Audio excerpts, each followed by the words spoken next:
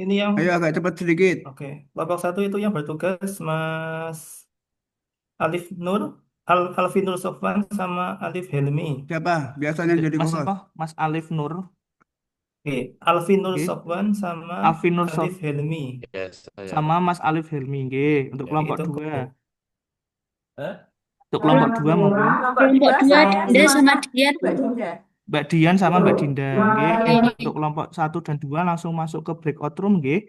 Sudah ditunggu dengan Pak Teguh selaku pemateri untuk agenda dua. Nggih, monggo kelompok satu dan dua masuk di breakout room kelompok satu dua nggih. Untuk kelompok 3 dan 4 yang jam 10 posisi sinten nggih yang akan menjadi co-host apa sudah kumpul nggih? Mungkin kelompok satu kelompok dua untuk masuk dulu aja nggih untuk ke breakout room kelompok satu kelompok dua.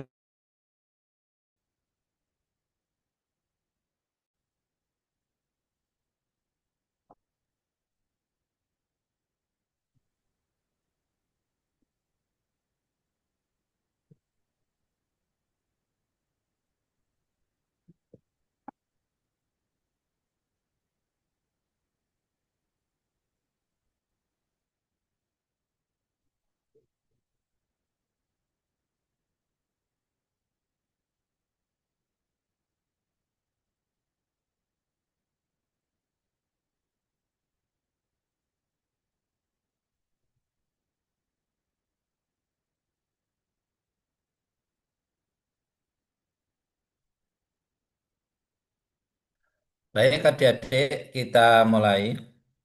Bismillahirrahmanirrahim. Assalamualaikum warahmatullahi wabarakatuh. Waalaikumsalam Waalaikumsalam warahmatullahi warahmatullahi wabarakatuh. Waalaikumsalam wabarakatuh. warahmatullahi Salam sejahtera wabarakatuh. bagi kita semua. Sehat selalu. Bismillahirrahmanirrahim. Alhamdulillahirabbil alamin. Asyhadu an la ilaha illallah wa asyhadu anna Muhammadan abduhu wa rasuluh. Allahumma sholli ala Muhammad wa ala ali Muhammad. Rabbi shrah li sadri wa yassir li ahli amri wahlul 'uqdatam min lisani yafqahu qawli amma ba'du. Adik-adik Latsar angkatan 28 kelompok 12. Semoga dalam keadaan sehat, dalam keadaan lindungan dari Tuhan Yang Maha Kuasa, diberi kesehatan, diberi umur panjang yang manfaat. Pagi ini kelompok 34 mengikuti agenda 2 yang terakhir, di mana hari ini tadi adik-adik sudah memasuki juga agenda 3, karena sesuatu hal kita akan memperingati HUT ke-80 kalau tidak salah untuk kemerdekaan RI. Semoga kita sudah merdeka dari satu sisi, walaupun di sisi lain mungkin kita masih memperjuangkan kemerdekaan itu sendiri. Adik-adik yang berbahagia, ya, hari ini agendanya adalah hari yang ke-9 3JP, Management Center Materi.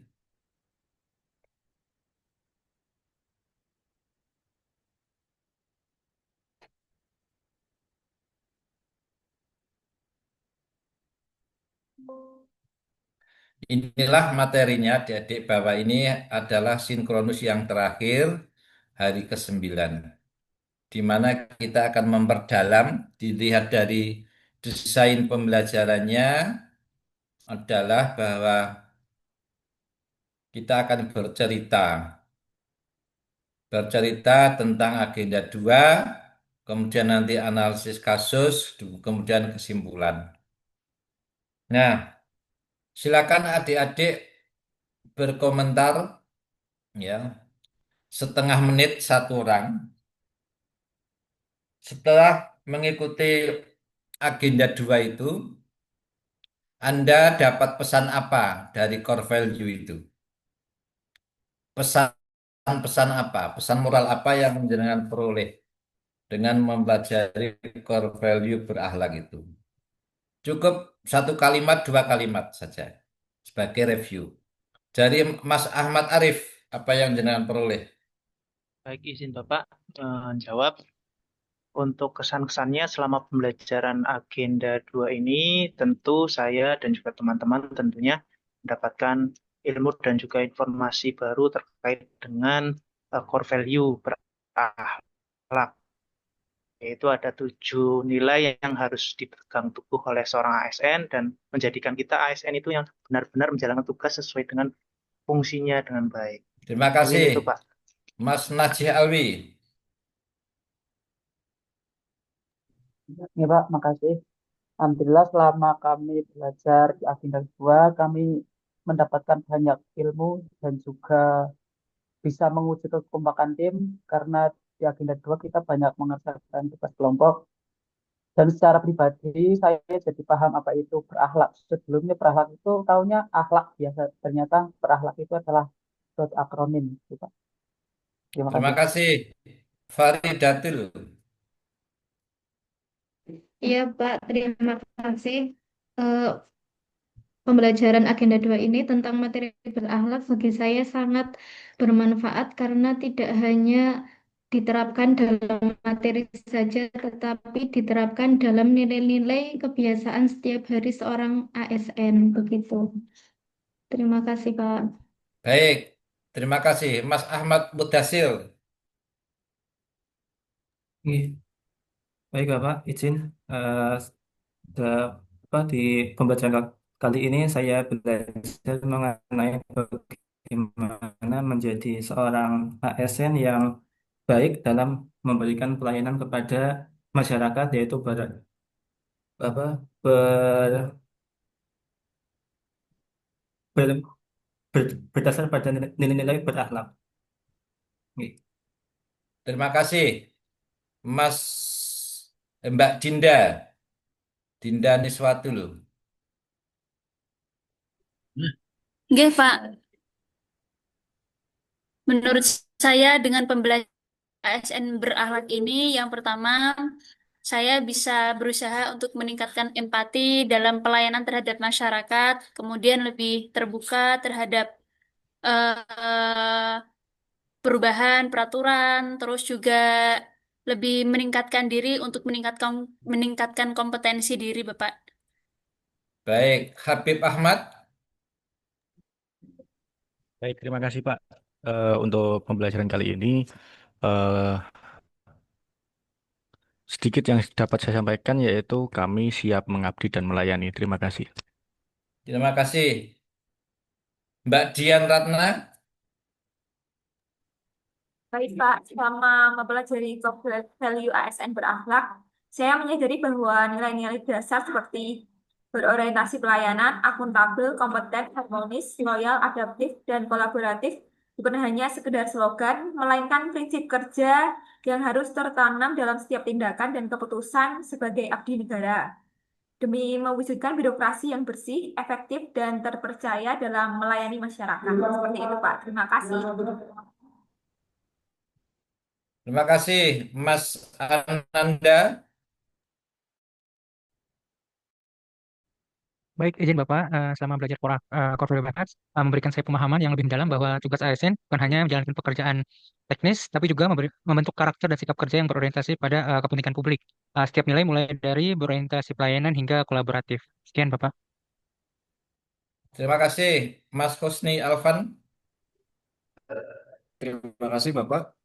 Eh, Setelah saya mempelajari tentang core value berakhlak ASN, saya mengetahui bahwa seorang ASN itu tidak hanya dituntut untuk profesional dalam menjalankan tugas, tetapi juga memiliki integritas moral, kepedulian sosial, dan semangat melayani demi kemaslahatan bangsa. Terima kasih. Baik, Mbak Arinta. Baik Pak, dalam pembelajaran Agenda 2, saya merangkumnya dalam satu kutipan yang berbunyi, menjadi orang baik itu mudah karena hanya diam saja kita bisa jadi orang baik. Tapi menjadi orang yang bermanfaat itu lebih susah karena kita tidak boleh diam. Nah, dari kutipan itu saya merangkum semua core values ASN berakhlak dan akan saya implementasikan supaya saya bermanfaat bagi masyarakat. Terima kasih. Bagus. Mas Alif Helmi. Baik, Bapak, terima kasih. Dari saya sendiri untuk pembelajaran ini, saya jadi tahu bahwasanya berakhlak itu bukan hanya sekadar singkatan, tapi sebagai pedoman kita sebagai CPNS, sebagai ASN gitu, Pak. Terlebih di nilai adaptif. Kita harus siap ketika misalnya seperti ini jamnya dimajukan, kita harus siap beradaptasi gitu, Pak. Sekian. Baik, Dewi Puspitasari. Ya, Pak. Dalam pembelajaran agenda 2 ini sangat bermanfaat dan tetapi perlu pembiasaan untuk mempraktekkan nilai berakhlak tersebut sebagai ASN. Seperti itu sih, Pak. Terima kasih, Mbak Elijah. Baik, Pak, terima kasih. Setelah saya mempelajari bab value nilai berakhlak, saya sadar bahwa nilai berakhlak itu ibarat kompas yang menunjukkan arah integritas dan pelayanan kita sebagai ASN. Bahwa tugas kita sebagai ASN itu bukan sekedar kerjaan, tapi pengabdian kepada bangsa negara kita ini, Pak. Terima kasih. Terima kasih, Mas Fauzi. Baik, Bapak, terima kasih.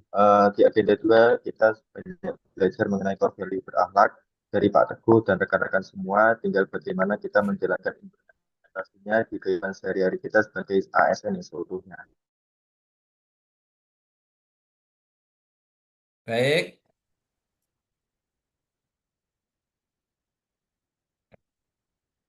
Ahmad Fauzi. Mbak Amalia. Baik, Bapak, terima kasih kesempatannya Pak Teguh. Jadi, kalau saya apa yang saya pelajari pada sesi Pak Teguh itu mungkin saya membaginya jadi dua hal sih Pak, yaitu teoretikal sama praktikal. Jadi kalau teoretikal lebih ke saya jadi pahami, oh berakhlak tuh seperti ini, detailnya seperti itu. Kalau praktikal dari kerja kelompok yang diberikan oleh Pak Teguh dan penugas saya bersama teman-teman jadi belajar teamwork, critical thinking, kemudian problem solving, seperti itu Bapak. Terima kasih Pak Teguh. Baik, Mas Ahmad Jayus. Baik, Bapak, setelah pembelajaran terkait dengan core value berakhlak, saya menyadari bahwa berakhlak itu bukan sekedar slogan, tetapi moral dalam bertindak sebagai ASN harus menerapkan nilai-nilai berakhlak untuk melayani kebutuhan masyarakat. Sekian, Bapak. Baik, terima kasih.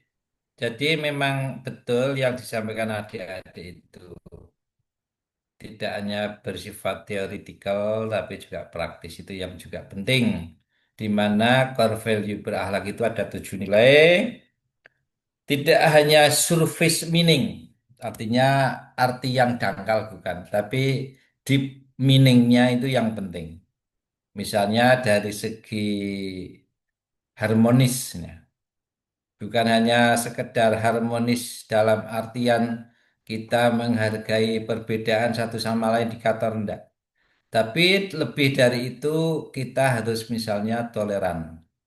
Toleran masih dibagi antar umat beragama, inter umat beragama. Itu contohnya. Kemudian kita tidak hanya di tempat kerja, ketika kita di masyarakat pun kita harus toleran. Toleransi contoh penggunaan toa di dalam masjid. Berpikirlah apakah suara ini mengganggu atau tidak. Itu penting. Yang rumah ibadah mungkin karena kalau saudara kita yang Nasrani itu kan berkaitan dengan memuji Tuhan dengan nyanyian. Apakah suara ini mengganggu atau tidak? Kalau memang mengganggu ya jangan memakai toa atau suara yang keras. Nah, itulah toleransi harmonis yang perlu kita analisis dengan mendalam. Baik, adik-adik, share screen lagi, mohon izin. Nah, ini tadi kita sudah melihat tentang cerita adik-adik tentang pesan dari agenda 2 itu apa. Nanti kita akan ada tugas berdiskusi analisis kasus. Baik, adik-adik. Nah, berakhlak itu ya. Coba ini ada fenomena. Ya.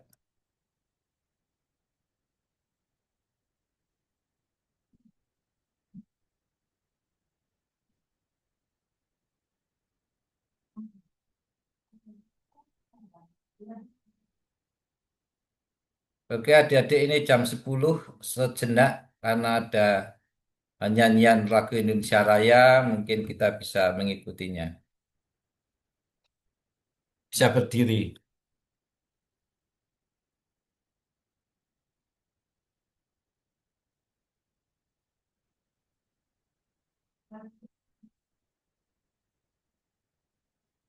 Tapi ternyata suaranya rusak.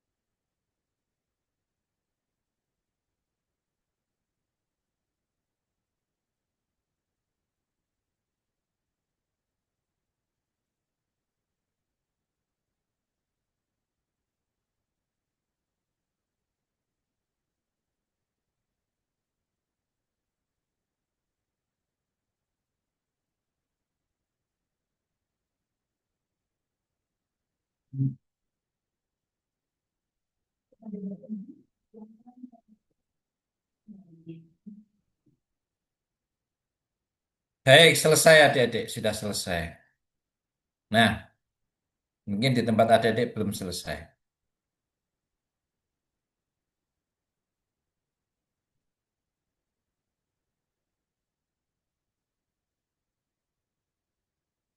Baik adik-adik, ini ada fenomena. Coba adik-adik berilah komentar dari sudut pandang atau point of view nilai-nilai berakhlak yang dilanggar atau yang belum pas itu nilai atau core value yang mana atau nilai yang keberapa dari 7 itu. Silahkan adik-adik, ini ada ragam, ada situasi. Coba Mas Najih, coba Mas.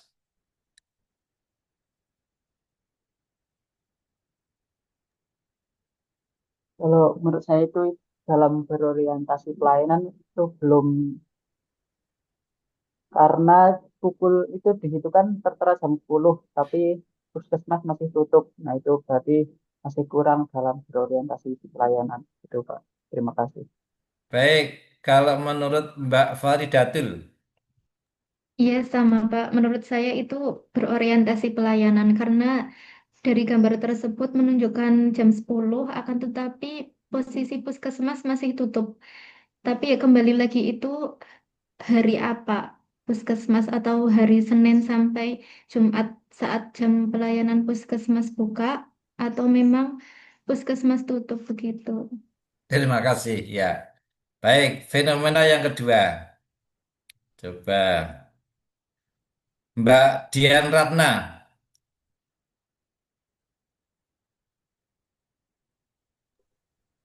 Itu Pak, menurut saya ini berorientasi pelayanan Pak. Karena ini ada masyarakat atau rakyat tapi dibiarkan seperti itu Pak. Malah ada yang sibuk sendiri baca koran, main HP, seperti itu Pak. Terima kasih. Baik, coba Mas Fauzi Mubarok. Baik Pak, untuk fenomena yang ada di gambar ini mungkin berorientasi kepada layanan dan kompetensinya itu sangat kurang Pak, karena ada yang sedang main HP, baca koran, ada yang baru mau duduk, sedangkan sudah ada masyarakat yang membutuhkan pelayanan. Itu dua poin itu yang sudah dilanggar Pak. Baik, terima kasih. Eh, Mbak Dewi, menurut Mbak Dewi apa ini ragam fenomenanya?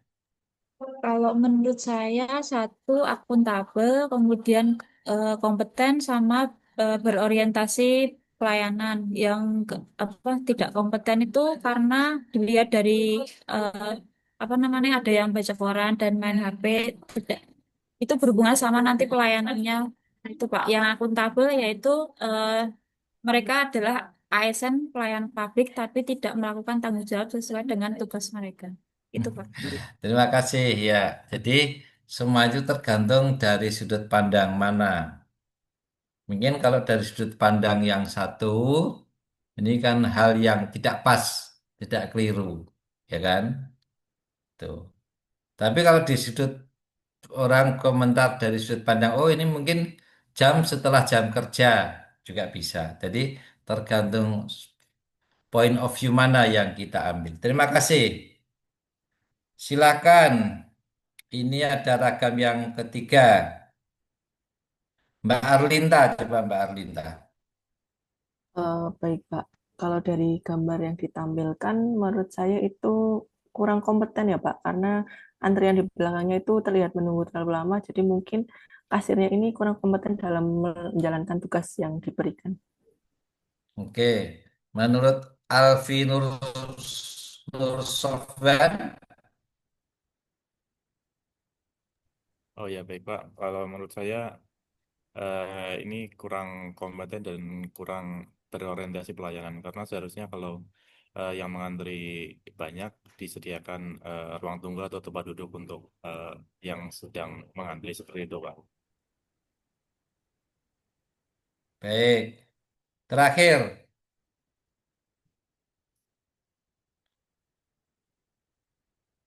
terakhir, Mbak Afifah, siapa Mbak Afifah? Terima kasih, Pak. Menurut saya itu kurang berorientasi pada layanannya tidak baik dan juga kurang adaptif. Seharusnya di zaman sekarang ini sudah melalui eh, sistem media yang maksudnya biar nggak ngantri itu loh, Pak. Kita adaptasi ke sistem di zaman sekarang kan apa-apa antrian juga bisa melalui online kayak gitu, Pak. Terima kasih. Baik, terima kasih. Mbak Kaisi Novita, Baik, Pak. Kalau dari fenomena ini, core value berakhlak yang belum diterapkan yaitu berorientasi pelayanan dan juga kompeten ya. Cuman ini kalau tidak salah dari gambar Bapak kemeja pink ini ada terkait gratifikasi ya mungkin. baik. Kalau menurut Mbak Dinda Niswatul, Baik, Pak. Menurut saya yang pertama itu mengenai pelayanannya, Pak. Orientasi pelayanannya berbeda dengan orang yang harus 3 bulan dengan yang sudah jadi. Terus kompetennya juga karena perbedaan dalam pelayanan itu juga. baik. Nah, inilah fenomena-fenomena yang kadang masih terjadi di lingkungan kita. Tetapi orang yang terlibat seperti ini disebut oknum. Ya, sekali lagi, orang yang terlibat dalam pelanggaran itu kita sebut oknum. Jadi jangan menyamaratakan dengan pegawai yang lain. Terima kasih. Nah, adik-adik bahwa layanan publik yang diharapkan oleh masyarakat itu ada 5 kata kunci. Yang pertama disebut dengan better, faster, newer, cheaper, dan more simple. Inilah yang akan terjadi untuk kepuasan para nasabah, para customer, para murid kita, mahasiswa kita, kemudian calon pengantin kita, masyarakat kita. Jadi intinya apa? Bahwa kita harus melayani menjadi pelayanan yang lebih baik, lebih cepat, lebih baru, lebih murah, dan lebih sederhana. Itulah akan menjadi sebuah kepuasan di mana customer akan merasa nyaman, aman, dan lancar.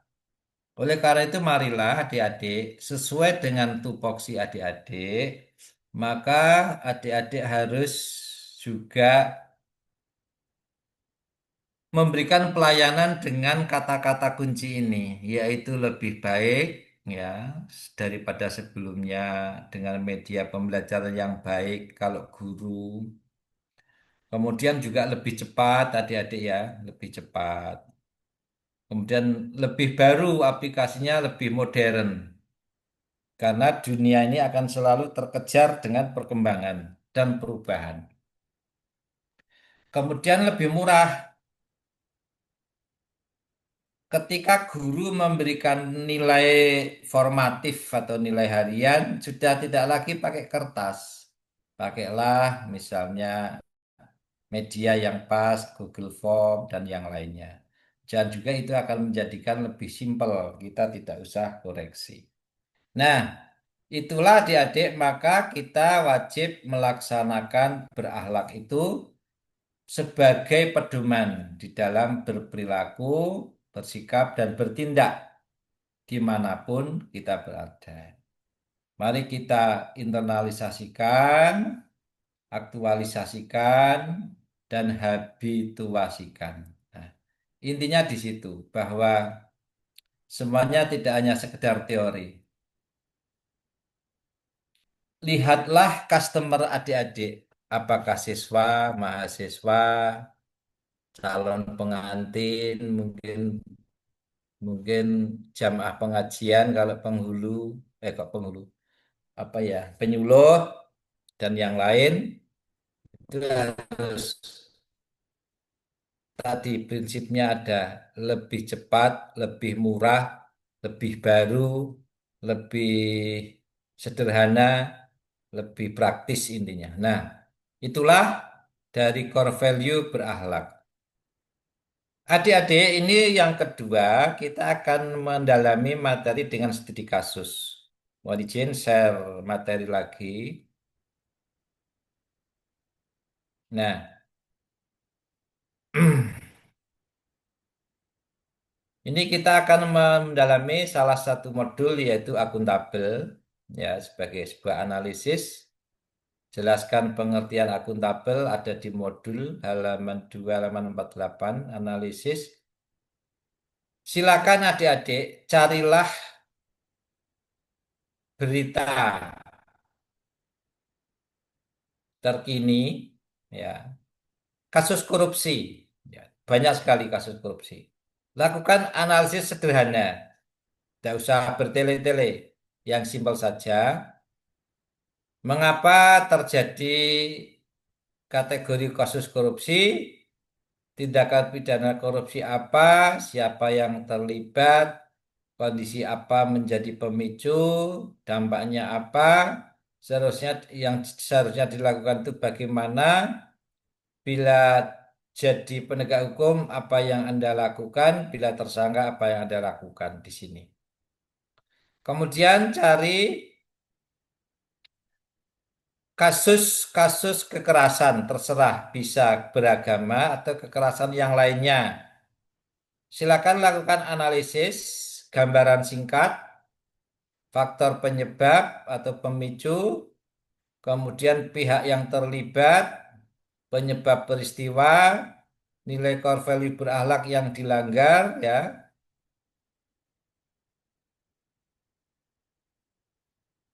Kemudian kesimpulan dan rekomendasi.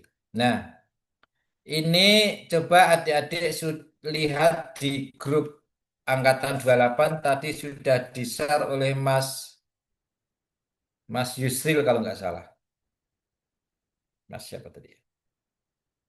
Sudah ada ya di grup 28? Sudah, Pak. Ya, sudah ya itu. Nah, silakan adik-adik berdiskusi kurang lebih 30 menit ya. Berarti nanti jam 11 kurang 45 kembali ke main room ini. Adik-adik masuk ke kelompok 3A, 3B. Apa? 1A, 1B, 2A, 2B. Silakan bagi tugas saja. Misalnya kelompok 1A kan 5 orang.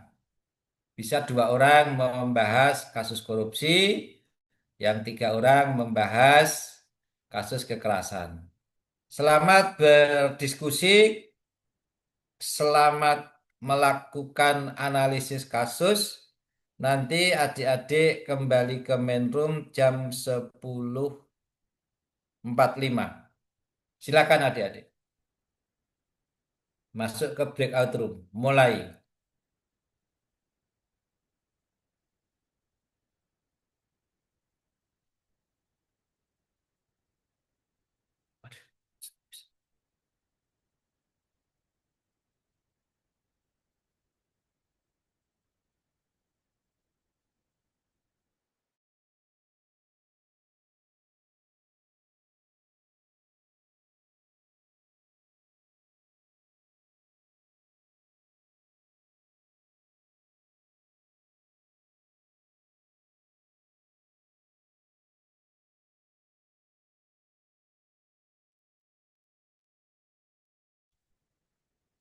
Sudah masuk semua ya, Mbak. Mau gimana? Mau dibagi langsung atau ditentukan kasusnya dulu? Bagi langsung aja Mbak, nanti lama. Oh iya. Ya, Ya udah, bagi ini. Apa tuh? yang satu apa tadi? Kasus korupsi siapa? Aku mau konversi. Mbak Dian. Iya, itu. Boleh Mbak Dian. Iya, Terus siapa 32. lagi? Aku boleh deh. Oke. Terus siapa lagi? Satu lagi. 3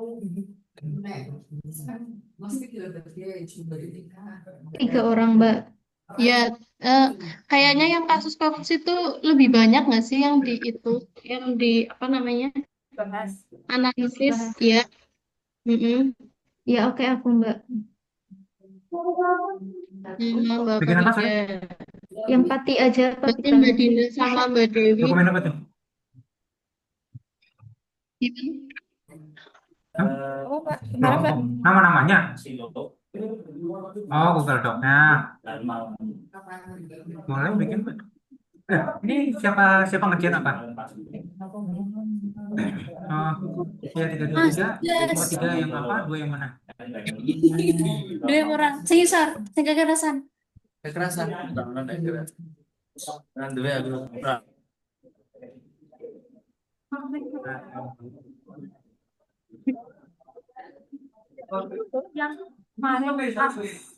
di gereja itu. Gereja mana sih? Pokoknya ada gereja yang mau ngadain kegiatan terbu.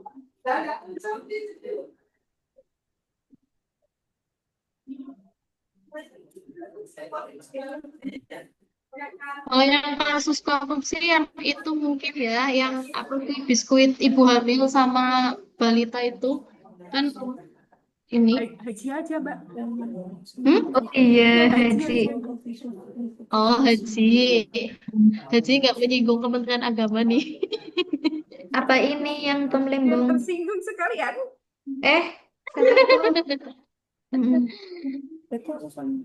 Suaminya Mbak Dewi Sandra. Terlalu lama itu, Mbak. Terlalu lama ya. Iya, terlalu Haji, berbelit. berarti Haji aja. PPT atau?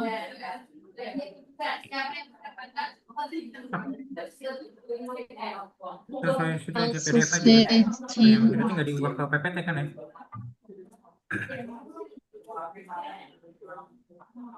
Ya, aku kekerasan ya, Bro.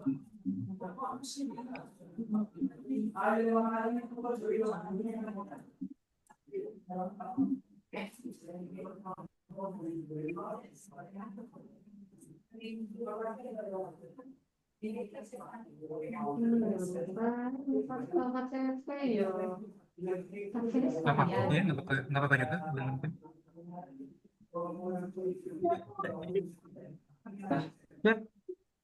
Ya, Mbak, Google Doc.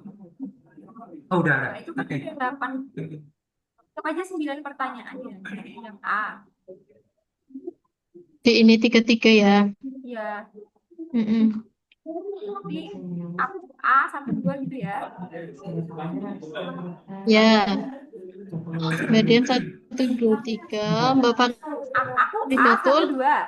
Kan ada A. A satu dua gitu aja. Ini 8 kan ya, Mbak?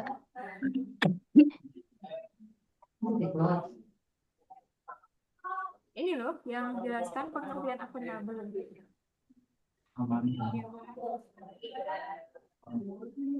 Oh iya, kan di atas ada pertanyaannya ya. Dan akuntabel. Nah ini aku kalian 3, 4, 5. A1, 2, ya berarti 3, 4, 5. Mbak Farida atau aku? Siapa saja? Aku. Ya udah Mbak Beneran Farida. ini Haji. Haji berarti Gus Yakut bukan sih, Mbak? Iya. Ini enggak sih menyinggung Ini nggak sih? sensitif nggak sih? Kata kata Mbak Dian sekalian aja. Ya wis lah. Tapi kan emang ada kasusnya, ya nggak apa-apa. Iya. Iya, iya, iya. Berarti aku Kapan? 3, 4, 5. Ya, aku 6, 7, 8 ya. Ya. Ya terus yang punya Mbak Dinda sama Mbak Dewi bisa dihuni. Ini azan dulu betul. Saya ke BBC lengkap tuh kayaknya dia nggak reportase. Video.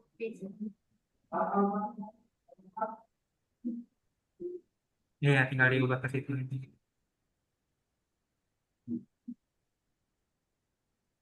Ini tak taruh di Google Doc nanti biar kalian bisa itu ya. Bisa upload di Ya. sini semua. Ya.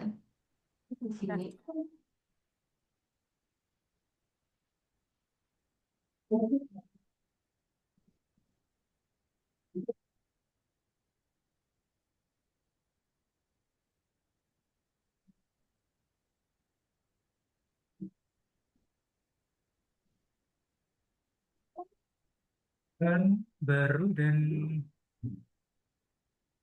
bukan baru maksudnya terkini ya, maksudnya baru terjadi. Jadi ini bukan kejadian pertama di Padang atau di Indonesia kan jelas.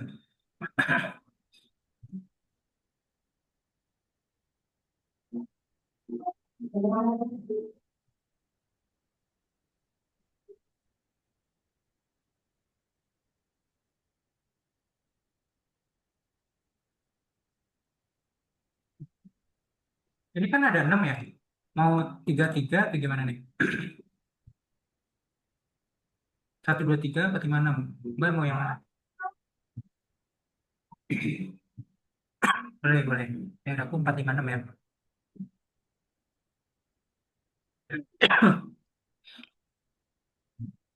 Mas apa Mas? Padang. Ada. Kekerasan di Padang itu.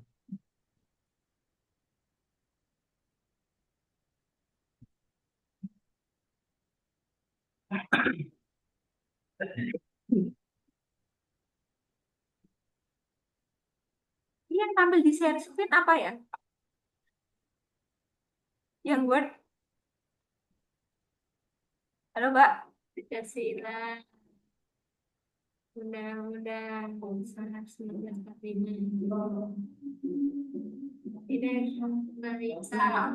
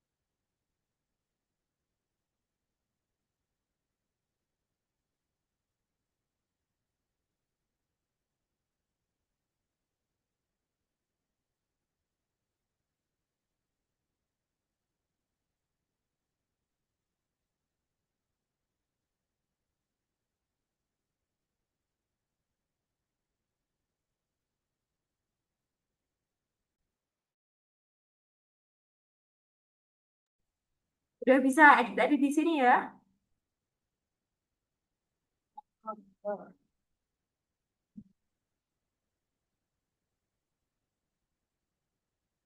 Oke.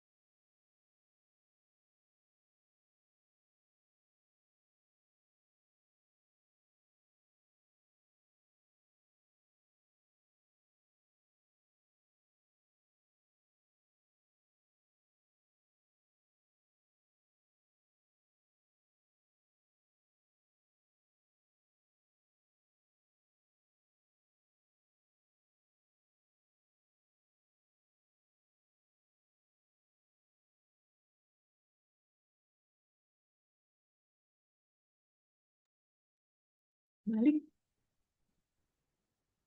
Udah selesai kan, Mbak?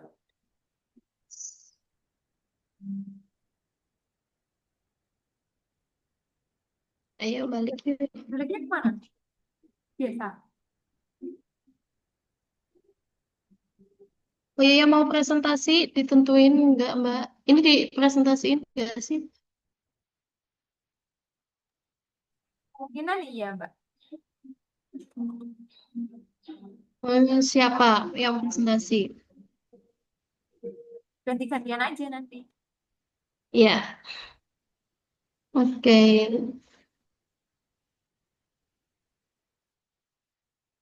Balik ya.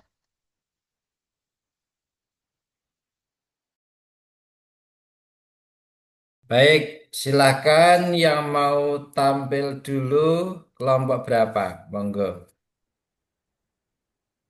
Bacakan, tidak usah dijelaskan, bacakan saja.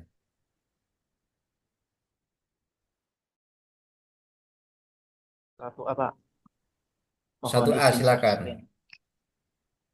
Ye, Mas Alfi Nur Sofwan.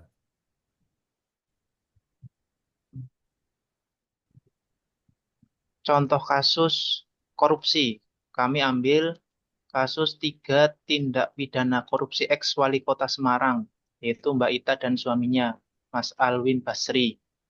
Kemudian poin yang dianalisis, satu, mengapa berita tersebut dikategorikan sebagai kasus tindak pidana korupsi karena tindakan yang dilakukan ex wali kota tersebut bersama suaminya telah merugikan negara sebesar 8,7 miliar.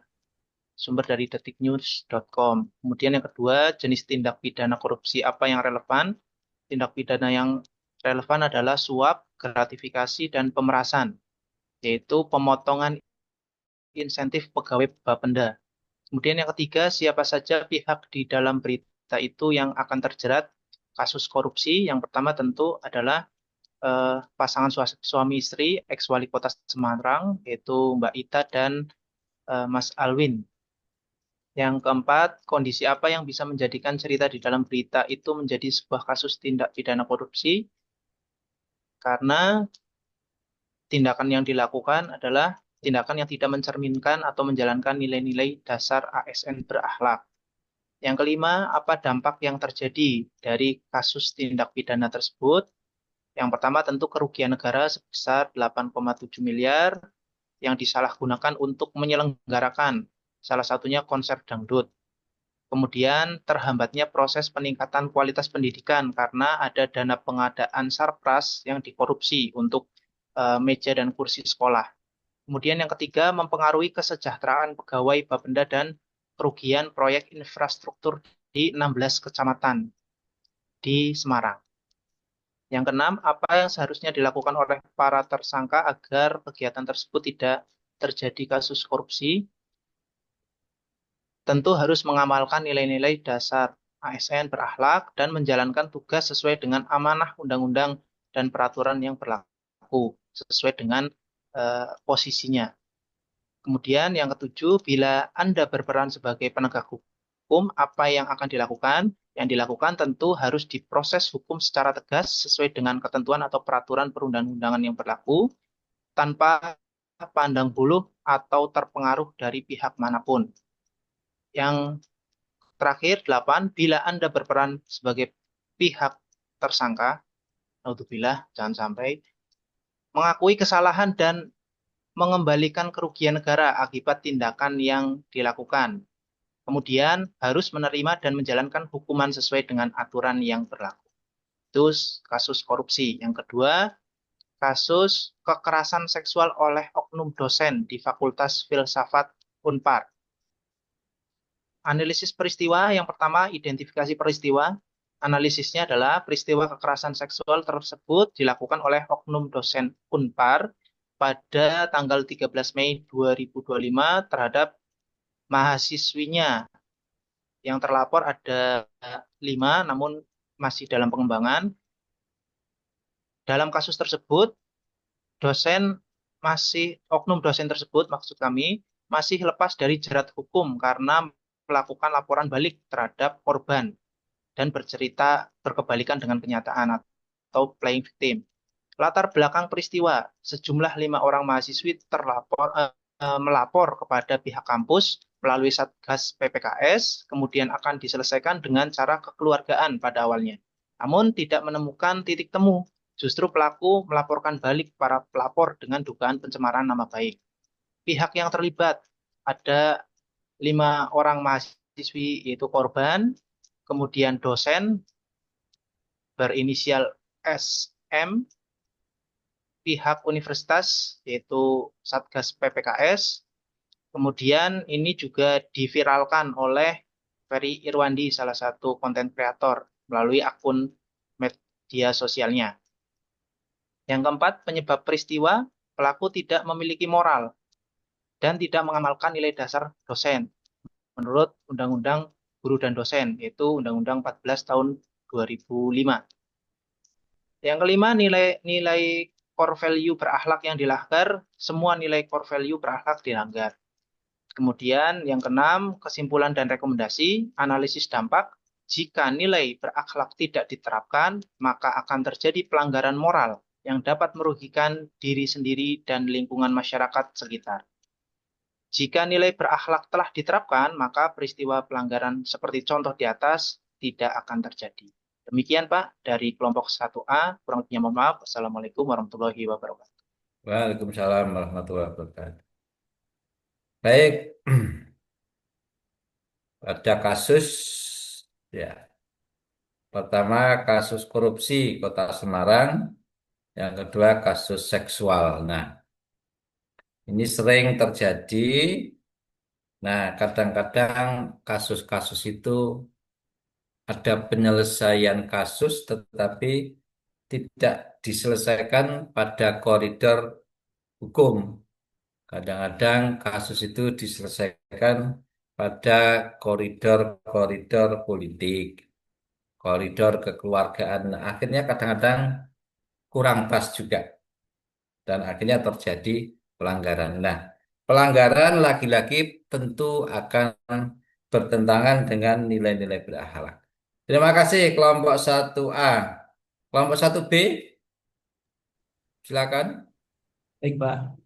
Izin share screen. Oke. Ya. Kami dari kelompok 1B mengambil kasus tentang korupsi, yaitu korupsi Pertamina. Ya. Yang poin yang dianalisis yang pertama, mengapa berita tersebut dikategorikan menjadi kasus tindak pidana korupsi? Karena para tersangka telah melakukan berbagai penyimpangan dalam proses tata kelola minyak mentah di Pertamina yang mengakibatkan kerugian keuangan negara dan kerugian perekonomian negara. Kedua, jenis tindak pidana korupsi apa yang relevan dengan cerita di video tersebut? Jenis video korupsi merugikan keuangan negara. Nomor tiga, siapa saja pihak dalam berita itu yang akan terjerat dalam kasus korupsi? Yang pertama yaitu Alfian Nasution sebagai Vice President Supply dan Distribusi PT Pertamina. B. Hanung Budia Yuktianta, Direktur Pemasaran dan Niaga PT Pertamina. C. Toto Nugroho, Vice President Integrated Supply Chain. D. Dwi Sudarsono, Vice President Crude and Trade PT Pertamina tahun 2019 sampai 2020. E. Arif Sukmara, Direktur Gas Petrochemical Pertamina International Shipping. F. Hasto Wibowo, Vice President Integrated Supply Chain tahun 2019 sampai 2020. G. Markin Hendra, Business Development Manager PT Trafigura tahun 2019 sampai 2021. H. Indra Putra, Business Development Manager PT Mahameru Kencana Abadi. I. Riza Khalid, Benefit Owner PT Orbit Terminal Merak. Kemudian keempat, kondisi apa yang bisa menjadikan cerita di dalam berita itu menjadi sebuah kasus tindak pidana korupsi. Yang pertama, adanya pelaku dalam berita tersebut. Kemudian kedua, ada pihak yang dirugikan. Dan ketiga, dilakukan bertujuan untuk memperkaya diri atau kelompoknya. Kelima, apa dampak yang akan terjadi dari kasus tindak pidana korupsi tersebut? Pertama, menimbulkan keresahan di masyarakat. B, kepercayaan masyarakat terhadap PT Pertamina menurun. C, menyebabkan kerugian bagi negara dan masyarakat sebagai konsumen. Keenam, apa yang seharusnya dilakukan oleh para tersangka agar kegiatan tersebut tidak terjadi korupsi? Pertama, melaksanakan tugas-tugasnya dengan penuh tanggung jawab. B. Transparan dalam setiap pelaporan. Dan C. Memperdalam keimanan.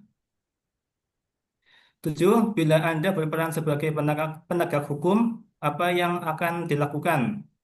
Saya akan memastikan proses penegakan hukum berjalan transparan, adil, dan bebas intervensi. Langkah pertama adalah melakukan penyelidikan berbasis data forensik keuangan untuk memastikan bukti kuat dan tak terbantahkan. Saya juga akan mengamankan dokumen penting, memblokir aset, dan memanggil semua pihak terkait tanpa pandang bulu, termasuk pejabat tinggi BUMN atau pihak swasta yang memiliki pengaruh politik. Penting bagi saya untuk mempublikasikan perkembangan kasus secara berkala agar publik tahu bahwa hukum ditegakkan secara serius. Selain itu, saya akan mendorong pembenahan sistem pengadaan dan pengawasan di Pertamina agar kasus serupa tidak terulang. 8. Bila Anda berperan bila Anda berperan sebagai Bila Anda berperan sebagai pihak tersangka atau orang yang terlibat korupsi, apa yang akan Anda lakukan? Kalau dari kalau dari kelompok kami, insya Allah tidak akan dan tidak tertarik untuk melakukan tindakan korupsi. Tetapi jika sudut pandangnya adalah kami sebagai pemberi saran kepada seseorang yang melakukan korupsi, maka korupsi tersebut harus mengakui kesalahannya dan dengan sebenar-benarnya pengakuan. Kemudian sebagai bentuk tanggung jawab harus berani memberitahukan kepada pihak lain yang terlibat secara transparan kepada penegak hukum, dan yang terakhir harus bersedia mengembalikan dan mengganti kerugian negara yang telah dikorupsi. Kasus yang kedua yaitu tentang kekerasan. Dari segi analisis peristiwa, identifikasi peristiwa, kekerasan fisik dan kerusakan dan perusakan rumah ibadah doa umat Kristen Kelurahan Padang Sarai, Kecamatan Koto Tengah pada hari Minggu 27 Juli 2025. Latar belakang peristiwa, pertama, kesalahpahaman mengenai fungsi tempat ibadah. Rumah milik jemaat GKSI di Padang Sarai awalnya difungsikan sebagai tempat pendidikan agama bagi anak-anak Kristen yang kesulitan mendapatkan pengajaran agama di sekolah negeri. Namun beberapa warga sekitar keliru dan menduga tempat itu adalah gereja permanen, padahal bukan, hanya ruang belajar agama. Kedua, kurangnya informasi kepada pihak lingkungan. Menurut laporan, meski ada rencana penggunaan ruang tersebut untuk pendidikan agama, tidak semua pengurus lingkungan, RT atau RW, mendapatkan informasi formal. Akibatnya, warga merasa khawatir dan bertindak defensif. Ketiga, reaksi emosional dari warga atas keramaian tiba-tiba. Hadirnya sejumlah orang tua dan anak-anak dalam kegiatan belajar agama di rumah itu menimbulkan kegaduhan. Tanpa penjelasan yang jelas sebelumnya, warga menafsirkan secara negatif. Poin ketiga, pihak yang terlibat. Yaitu pertama, ada pelaku, yaitu kerumunan massa yang membawa kayu, batu, pisau, dan meneriakkan seruan bubarkan. Kedua, yaitu ada korban, anak-anak, dan jemaat gereja dan pendeta. Poin keempat, penyebab peristiwa. Yang pertama yaitu faktor eksternal atau langsung, yaitu provokasi lisan oleh sebagian orang di dalam rumah doa, seperti pernyataan perang saja kita, yang memicu reaksi emosional dari warga sekitar. Kedua, massa yang terpancing reaksi mendatangi lokasi dalam jumlah besar dan melakukan perusakan fisik terhadap fasilitas rumah doa, termasuk pemukulan dan pengusiran anak-anak. Faktor yang kedua, faktor tidak langsung, yaitu miskomunikasi dan ketidaktahuan mengenai status dan fungsi rumah tersebut, yang semula dianggap rumah singgah, ternyata difungsikan sebagai tempat ibadah dan pendidikan agama. Kedua, yaitu kurangnya toleransi dan pemahaman antar agama, serta lemahnya koordinasi antara tokoh masyarakat, RT, RW, dan FKUP. Poin kelima yaitu nilai core value berakhlak yang dilanggar. Pertama, berorientasi pelayanan. Rumah doa seharusnya menjadi ruang inklusif dan aman bagi jemaat.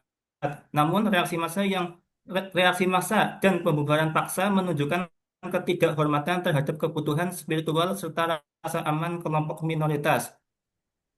Harmonis, tindakan perusahaan mencerminkan kegagalan dan memelihara keharmonisan antar umat beragama.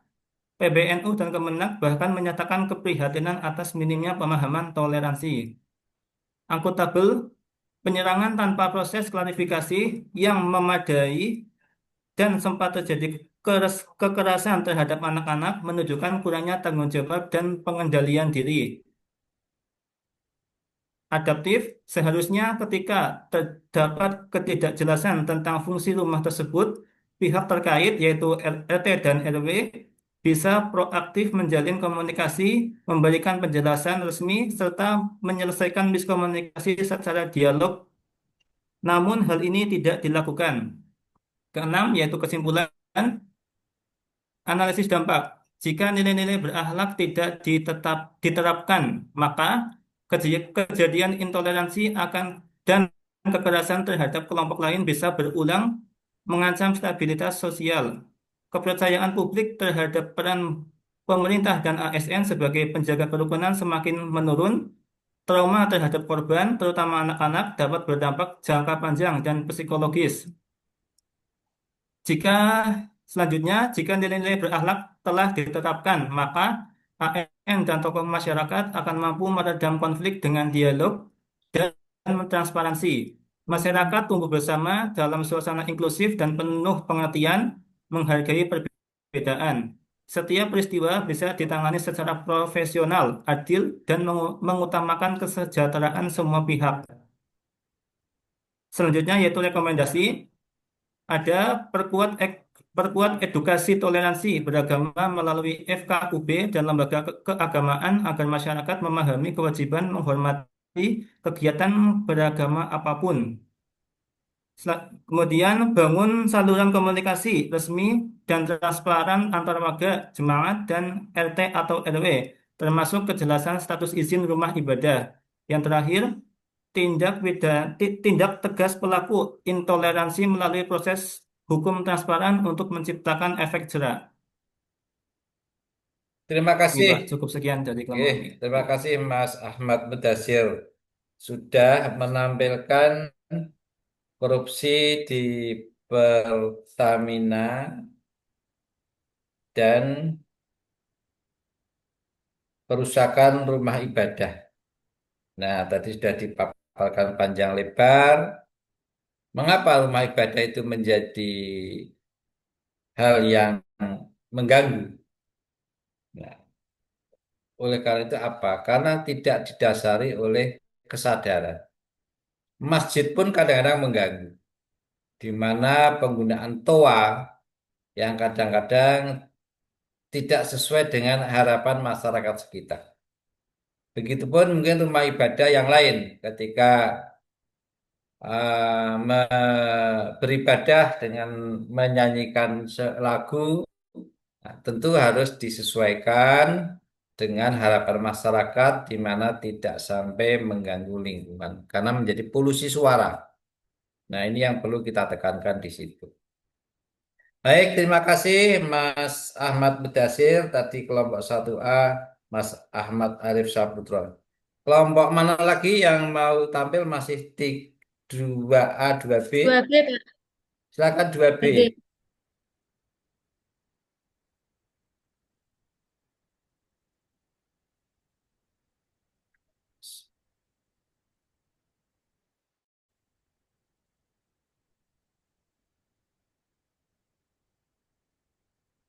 Baik, kami dari kelompok 2B mohon izin untuk mempresentasikan untuk kasus yang kami ambil di sini yaitu mengenai kasus dugaan korupsi kuota haji tahun 2024 yang melibatkan mantan Menteri Agama Ya- Yakut Khalil Qomas dianggap sebagai tindak pidana korupsi karena memenuhi unsur-unsur yang tercantum dalam Undang-Undang Nomor 31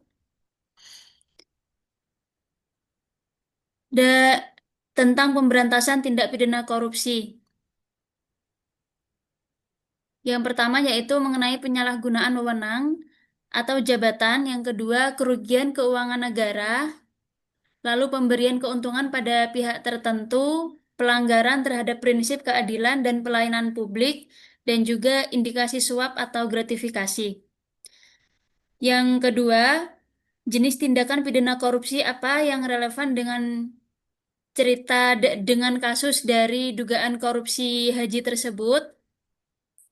Yang pertama yaitu penyalahgunaan wewenang dalam pasal 3 Undang-Undang Tindak Pidana Korupsi, kemudian perbuatan memperkaya diri sendiri yang tercantum dalam pasal 2 Undang-Undang Tindak Pidana Korupsi, dan juga suap dan gratifikasi jika terbukti ada aliran dana atau imbalan tertentu.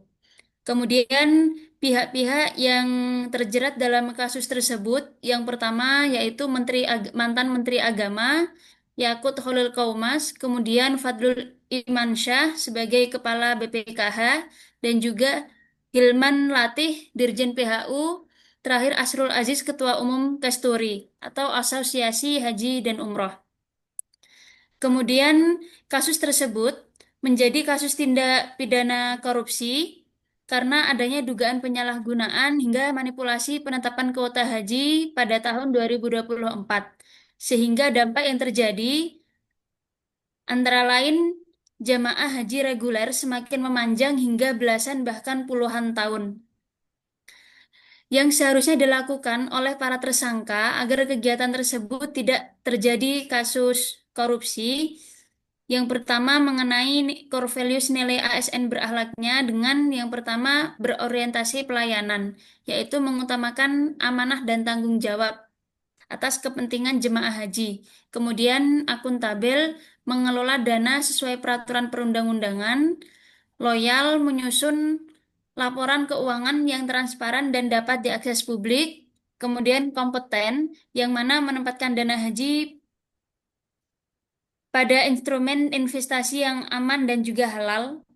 Lalu nilai berakhlak harmonis, yaitu menghindari konflik kepentingan, adaptif, siap menyesuaikan diri dengan standar baru yang lebih aman dan transparan, dan juga kolaboratif melibatkan BPK, KPK, dan juga pengawas syariah dalam proses pengelolaan dana. Kemudian apabila kami sebagai penegak hukum, apa yang kami lakukan? Tindakannya yang pertama melakukan penyelidikan dan penyidikan secara profesional dan transparan, lalu menetapkan tersangka dan melakukan proses hukum sesuai peraturan, menuntut pengembalian kerugian negara, dan juga menuntut hukuman maksimal bagi pelaku. Lalu untuk sikap preventifnya atau pencegahannya, yang pertama dengan mendorong transparansi penuh dalam pengelolaan dana haji dan memperkuat pengawasan internal dan juga eksternal. Kemudian, bila berperan sebagai pihak tersangka atau orang yang terlibat, maka yang pertama mengakui kesalahan dan bertanggung jawab dengan mengakui perbuatan tanpa berbelit-belit dan beralasan, kemudian mohon maaf secara terbuka kepada publik, dan juga memulihkan kerugian negara dengan mengembalikan seluruh dana yang diselewengkan, kemudian menyetujui penyitaan aset oleh negara, dan juga membantu penegak hukum dengan cara memberikan informasi terkait alur korupsi yang telah terjadi, dan juga menjadi justice kolaborator. Yang kedua mengenai kasus konflik kekerasan beragama atau kekerasan yang lainnya, kami dari kelompok 2B mengambil kasus dari yang baru-baru kemarin ini sudah viral, yaitu mengenai guru madrasah diniyah di Karangawen Demak tepatnya, yang mana didenda senilai 25 juta rupiah usai menampar salah seorang muridnya. Namun eh, kasus ini berakhir damai setelah viral di media sosial. Peristiwa ini terjadi pada 30 April 2025 lalu saat guru tersebut sedang mengajar.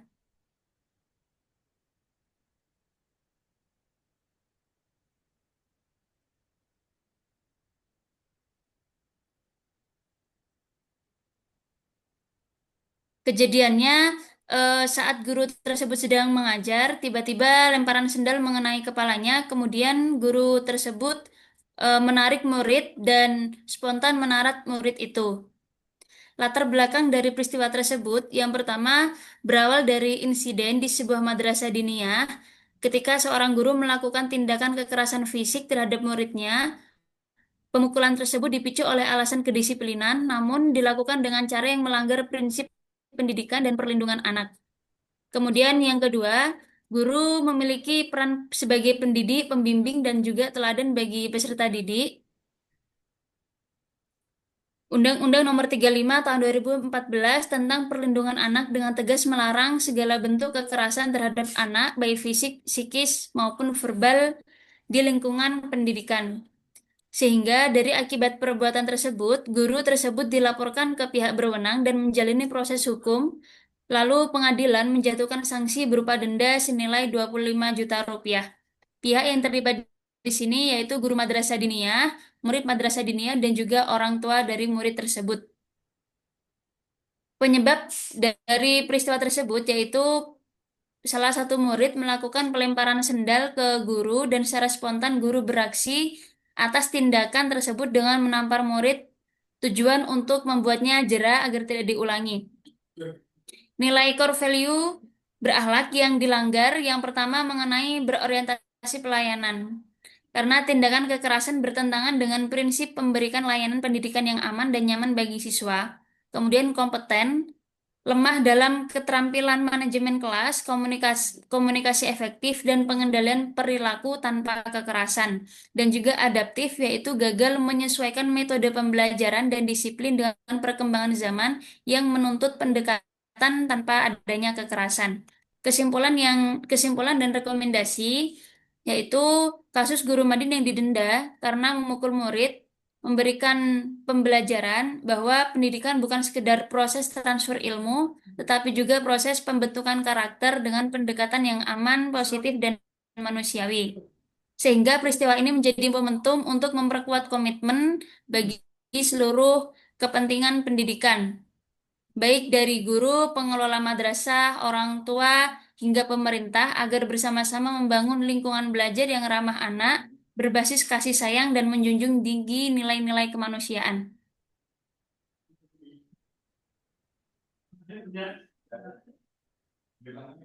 Baik, terima kasih Mbak Dinda Niswatil. Tadi ada kuota haji yang disinyalir.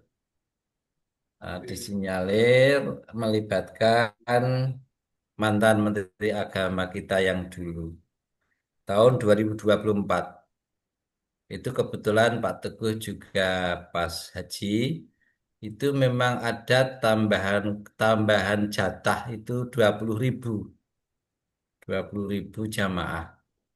Namun harusnya dibagi untuk setiap provinsi sehingga mendapatkan jatah tambahan, namun disinyalir oleh oknum tersebut disalahgunakan. Nah, ini juga saya sangat disayangkan. Kita prihatin beberapa mantan Menteri Agama itu tersandung kasus korupsi. Nah, itu semoga ke depannya semuanya berjalan baik. Pegawai Kementerian Agama tidak ada yang tersandung korupsi. Surya Dharma Ali almarhum juga masuk penjara karena haji. Nah, ini disinyalir juga. Kemudian yang kedua, hati-hati ketika jadi guru. Ya. Karena sekarang ada Undang-Undang Perlindungan Anak. Ya. Anda jangan sampai walaupun itu verbal maupun non verbal kita dilarang untuk melakukan kekerasan baik verbal maupun non-verbal terkait dengan anak ya, karena anak mendapatkan perlindungan. Baik, terima kasih Mbak Dinda dan kelompok 2B yang telah memberikan penjelasan. Kalau guru Madin itu maaf mungkin kalau didenda uang juga mungkin merasa berat juga karena kondisi ekonomi masing-masing guru kan berbeda. Baik, kelompok terakhir 2A, monggo.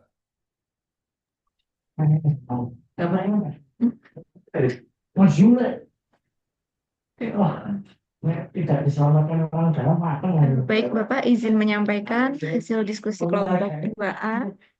Mohon maaf sebelumnya karena ternyata dari terkait kasus tindak korupsi dan kekerasan yang kami ambil sama dengan kelompok 1B. Namun untuk poin diskusinya tetap hasil dari diskusi kami, nggih, Pak.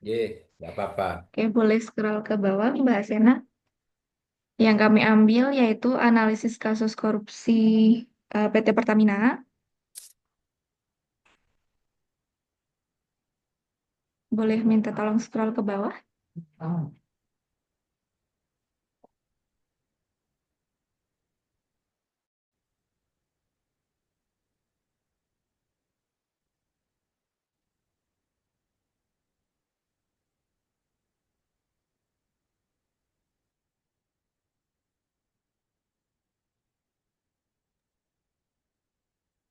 Arlinta Ulfa di scroll ke bawah.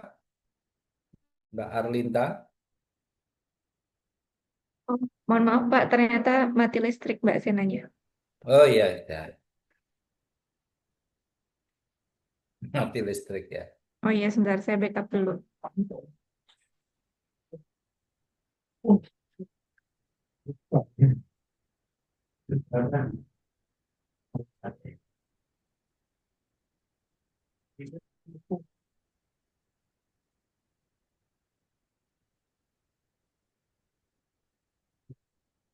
Sudah terlihat nggih?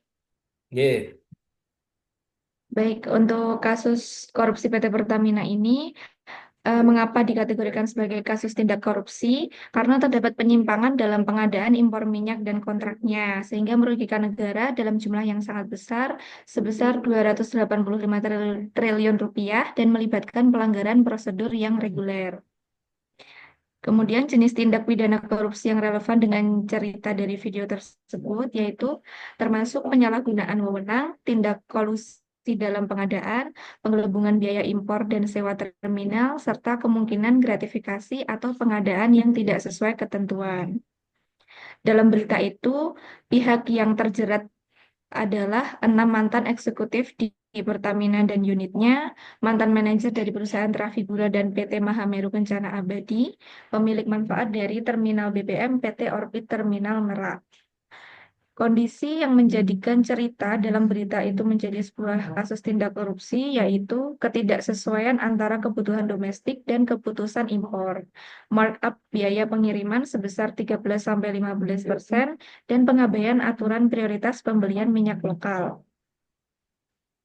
Lalu dampak yang terjadi terkait kasus korupsi tersebut adalah kerugian negara sebesar 285 triliun, kepercayaan publik yang menurun, potensi inflasi harga BBM, serta masalah integritas birokrasi. Poin selanjutnya yang seharusnya dilakukan oleh para tersangka agar kegiatan tersebut tidak terjadi, yaitu melakukan evaluasi kebutuhan minyak secara transparan, mengutamakan pasokan domestik sesuai regulasi, mengawasi kontrak impor, leasing, dan biaya tanpa markup, serta audit independen dan transparan selama seluruh proses pengadaan. Bila berperan sebagai penegak hukum yang akan kami lakukan, yaitu menyelidiki seluruh proses pengadaan, mengumpulkan bukti transaksi, dan memanggil semua pihak terkait, menerapkan sanksi pidana, dan memulihkan kerugian negara.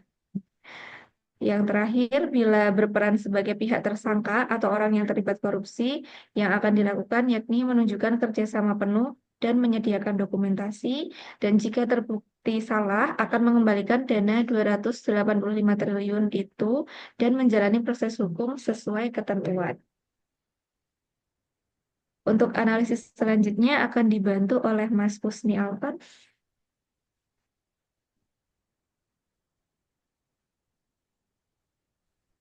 Baik, terima kasih Mbak Jesse. Selanjutnya saya akan menjelaskan tentang analisis nilai-nilai berakhlak terhadap kasus konflik kekerasan dan perusakan rumah ibadah Gereja Kristen Setia Indonesia di Padang Serai. Analisis dua, yang pertama identifikasi peristiwa. Aksi persekusi dan perusakan rumah ibadah Gereja Kristen Setia Indonesia atau GKSI Anugerah di Padang Serai, Kota Padang, Sumatera Barat melibatkan kekerasan terhadap anak-anak yang sedang belajar agama pada Minggu 27 Juli 2025.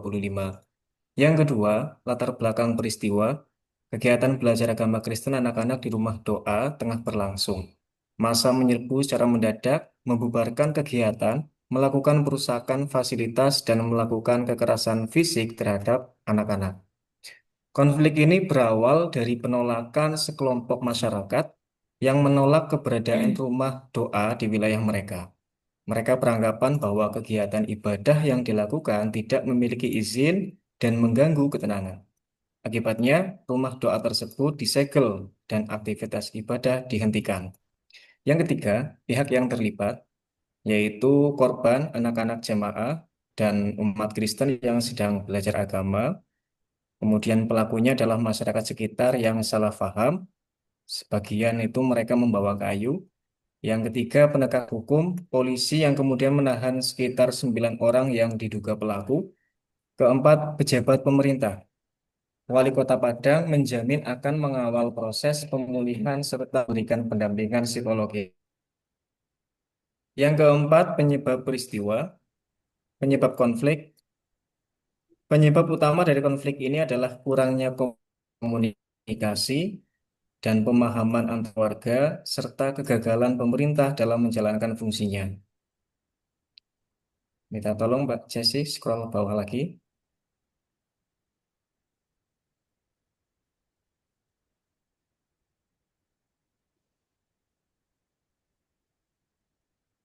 Yang pertama, isu perizinan. Salah satu pemicu utama adalah masalah perizinan. Kelompok masyarakat penolak mengklaim bahwa tidak ada izin resmi untuk mendirikan tempat ibadah. Meskipun hal ini seringkali menjadi isu sensitif dan kompleks di Indonesia. Yang kedua, toleransi dan prasangka. Kurangnya toleransi dan adanya prasangka terhadap kelompok minoritas menjadi faktor pemicu. Sebagian masyarakat masih memandang perbedaan keyakinan sebagai ancaman. Yang ketiga, kelemahan pemerintah. Pemerintah daerah mulai dari tingkat kelurahan hingga kota gagal dalam melakukan deteksi dini terhadap potensi konflik. Mereka tidak proaktif dalam memediasi dan memberikan solusi yang adil bagi semua pihak. Yang keempat, informasi yang salah. Penyebaran informasi yang tidak benar atau provokatif di media sosial juga turut memperkeruh suasana, menggalang dukungan untuk menolak keberadaan rumah doa. Dan yang kelima, nilai core value berakhlak yang dilanggar. Nilai-nilai berakhlak yang tidak diterapkan atau dilanggar. Yang pertama, nilai harmonis. Nilai harmonis yang menekankan pada kepedulian dan penghargaan terhadap perbedaan gagal diwujudkan.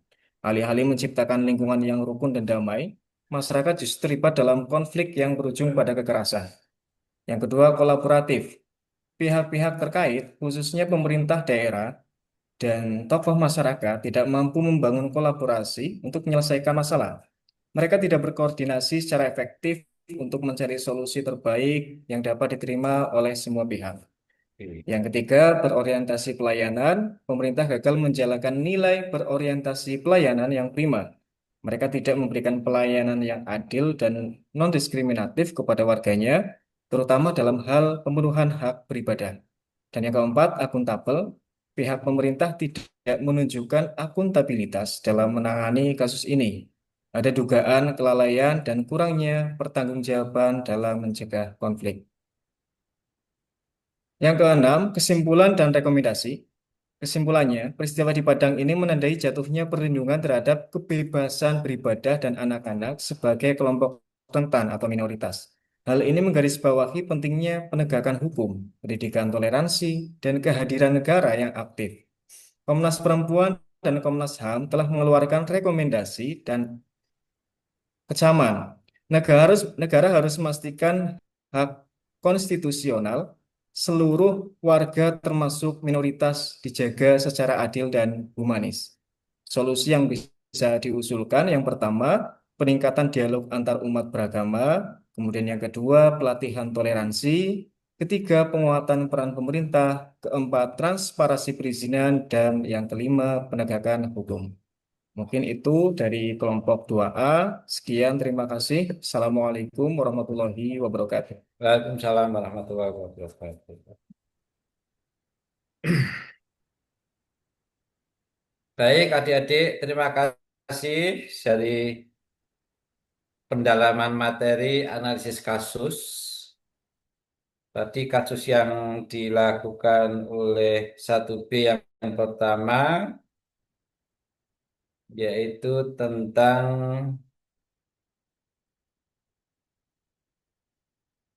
korupsi Pertamina. 1B tadi yang disajikan oleh Ahmad Mudasir tadi. Kemudian perusahaan rumah ibadah Padang Sarai. Nah,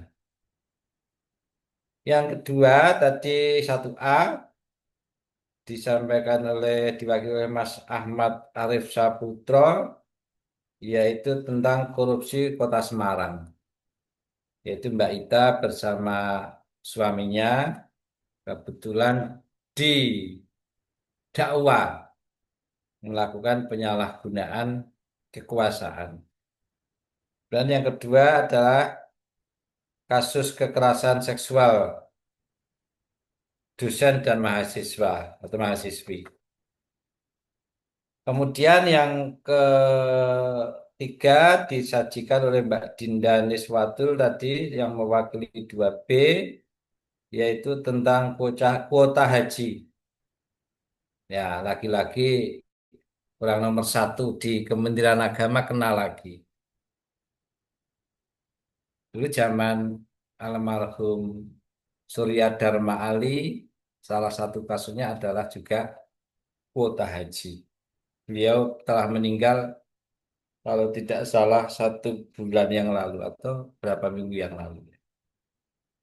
Nah, kemudian konflik guru Madin dengan muridnya. Nah, jadi sekarang tidak boleh.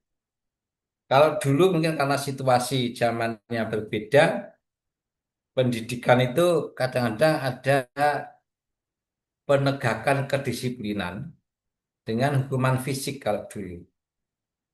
Tapi sekarang karena seiring berjalannya waktu, perubahan metode pendekatan pendidikan, perubahan kurikulum, ya, itu sekarang sudah tidak boleh lagi. Bahkan pendekatan pembelajaran sekarang ada namanya kurikulum berbasis cinta. Jadi bagi yang guru itu ada kurikulum berbasis cinta. Nah, ini sedang digalakkan. Kemudian juga ada deep learning. Ada deep learning, pembelajaran lebih mendalam. Yang sebenarnya intinya itu sama. Ujung-ujungnya sama, yaitu pembelajaran berkarakter yang berkualitas.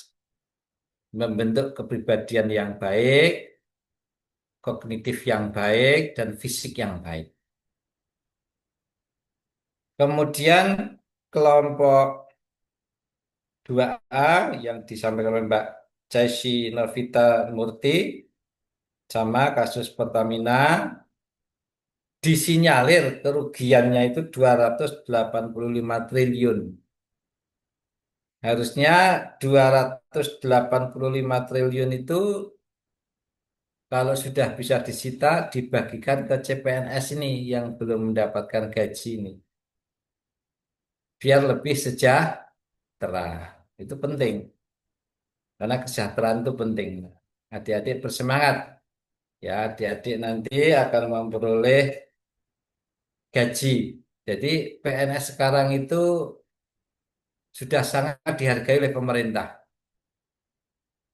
Bahkan ada gaji ke-13 nanti. Adik-adik sudah dapat belum Mas gaji 13? Belum, Pak. Belum. Wah, itu utuh, tidak ada potongan apapun. Juga tunjangan kinerja ke-13. Belum. Juga ada gaji THR, disebut gaji ke-14. Juga ada tunjangan kinerjanya. Tapi pernah tahun 2020 itu semua PNS memperoleh tunjangan kinerja ke-14 tahun 2020. Kecuali yang berpangkat utama 4E itu nggak dapat. Itu pernah tahun 2020 pernah. Pak Teguh pernah nggak dapat itu. Teman-temannya dapat. Istri Pak Teguh dapat karena Pak Teguh punya istri PNS juga, seperti adik-adik semua. Nah, hal yang terpenting apa adik-adik dari analisis kasus tersebut? Hal yang terpenting apa? Bahwa adik-adik sebagai orang yang nanti akan terjun di birokrasi, automatically nanti adik-adik itu akan mengikuti namanya jenjang karier. Jadi sekali lagi, siapapun akan terkena namanya jenjang karier. Kita tidak tahu. Nah, jenjang karier itu ada dua. Satu, adik-adik tetap di jabatan fungsional.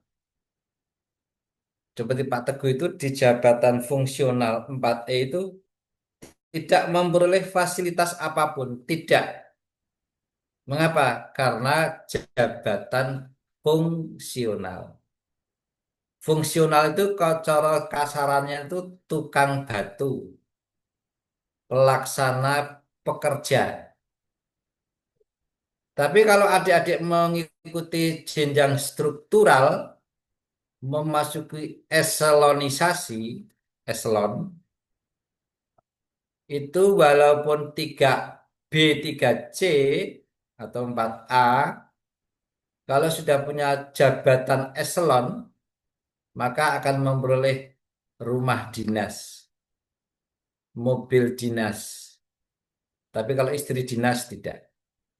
Nah, contoh orang yang memasuki eselonisasi, contoh Kepala Kantor Kementerian Agama Kota Kabupaten. Itu eselon 3. Maka dia akan memperoleh tunjangan jabatan eselon 3, memperoleh mobil dinas, supir dinas, ajudan dinas. Ya itu. Itu adik-adik nanti bisa menjadi kepala kantor Kementerian Agama. Terendah kalau tidak salah eselonisasi di Kementerian Agama itu ada di kepala kantor Kementerian Agama. Kemudian ada eselon 2. Eselon 2 itu setara kepala kantor wilayah provinsi. Itu akan memperoleh tunjangan jabatan eselon 2, kemudian akan memperoleh mobil dinas dan rumah dinas. Kemudian ada yang eselon 1. Eselon 1 itu paling tinggi, yang paling dekat dengan menteri. Misalnya Kepala Badan Litbang dan Diklat, kemudian Direktur Pendidikan Madrasah, kemudian Irjen dan sebagainya. Itu namanya eselon 1. Itu akan memperoleh tunjangan dan sebagainya. Nah, hal yang rawan ketika menjabat di eselonisasi itu kadang-kadang ada yang oknum yang tersandung kasus korupsi itu karena berbagai alasan. berbagai alasan. Dan itu kadang-kadang tidak bisa dihindari. Nah, oleh karena itu, mumpung adik ini pembekalan latsar, yang nanti juga akan ada yang menjadi eselon 1, menjadi eselon 2, menjadi eselon 3. Ya, eselon 3 itu terendah. Tapi kalau jabatan kepala KUA, kepala madrasah itu adalah tugas tambahan yang mengurangi jam tugas atau jam pelajaran. Kalau ada adik-adik yang nanti menjabat sebagai kepala madrasah, maka tetap fungsinya adalah sebagai guru yang memperoleh tugas tambahan, mengurangi jam mengajar.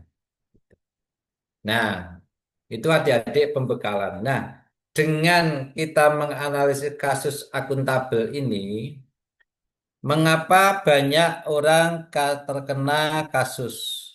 Karena nilai dasar akuntabel ini yang menjadi kata kunci tidak dilakukan. Inti dari akuntabel itu apa, adik-adik? Bahwa sebenarnya satu kalimat arti dari akuntabel itu, yaitu antara data dan fakta itu sama. Kata kuncinya itu, ketika data dan fakta itu sama, maka itu disebut akuntabel. Contoh, ketika adik-adik berbelanja antara kwitansi dengan harga barang sama harganya, itu sudah akuntabel. Tidak ada penyalahgunaan. Tetapi ketika data dan fakta itu berbeda, maka disinyalir oleh oknum tersebut ada penggelembungan dana dan sebagainya. Begitupun yang guru, penilaian itu harus akuntabel. Apa artinya? Artinya antara data hasil tes siswa dengan nilai yang diperoleh siswa itu sama. Itu namanya akuntabel. Tidak ada lagi yang disebut dengan ngaji. Apa ngaji? Ngarang biji itu sudah nggak ada. Bagi yang guru-guru. Jadi harus akuntabel berdasarkan data. Nah, dengan demikian adik-adik, semoga apa yang kita bahas hari ini menjadi renungan bagi kita semua. Tidaklah mudah nanti adik-adik ketika berkarier mengikuti penjenjangan karier. Ada liku-liku yang selalu menyertai adik-adik, baik itu unsur politik maupun unsur yang lain. Nah, maka sebagai pembekalan akuntabel ini marilah kita tanamkan di diri kita. Semoga nanti adik-adik diangkat dari PNS kemudian sampai pensiun semuanya selamat tanpa ada gangguan apapun.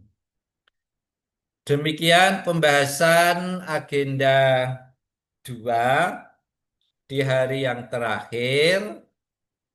Adik-adik bisa melanjutkan tugas-tugasnya sampai nanti adik-adik akan melaksanakan presentasi laporan habituasi agenda keempat. Jaga kesehatan, jaga semangat, makan yang bergizi dan baik dan bersih, halalan thayyiban. Adik-adik tetap komunikasi satu sama lain, saling membantu, saling memberi, saling berbagi dalam artian yang positif dan yang benar. Itu aja pesan dari Pak Teguh. Mohon maaf ada kurang lebihnya. Ini hampir adzan. Sampai jumpa di lain waktu dan kesempatan. Kurang lebihnya mohon maaf.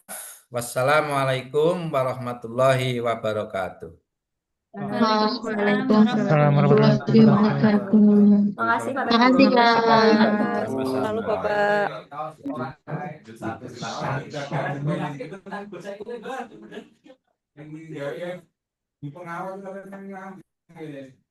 Boleh adik-adik lift kalau panitia sudah nggak memberi pengumuman. Hanya Mbak Sari, Pak Cilman nggak ada.